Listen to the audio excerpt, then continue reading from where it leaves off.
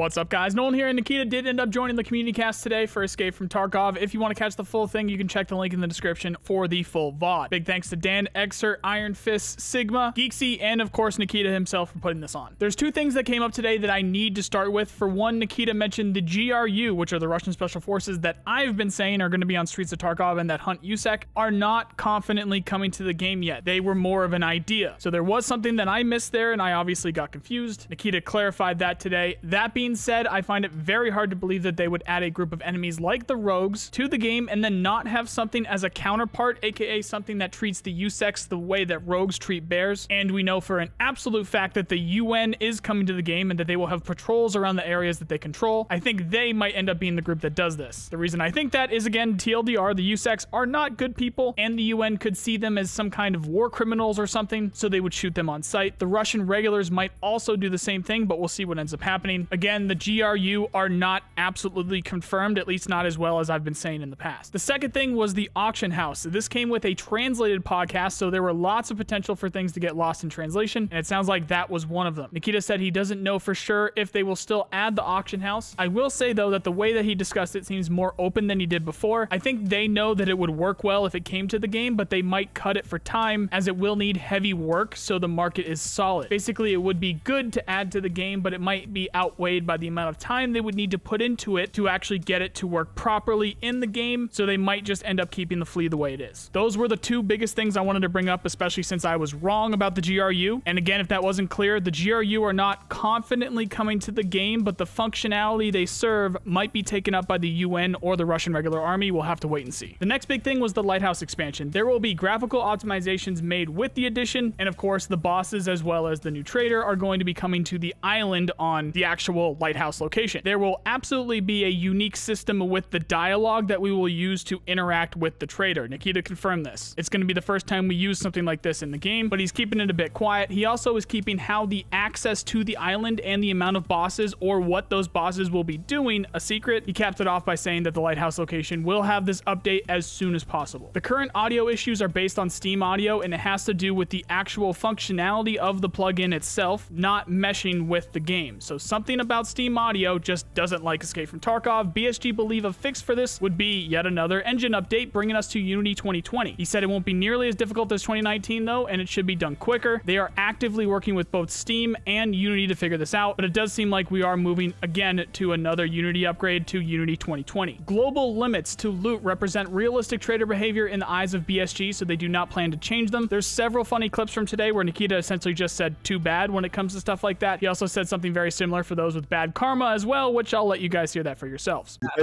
I think it's a perfect representation of simulating a real-life experience. Sometimes you just suck. And this is it. You cannot do anything about it. This is your, I don't know, you was born like this, and this is it.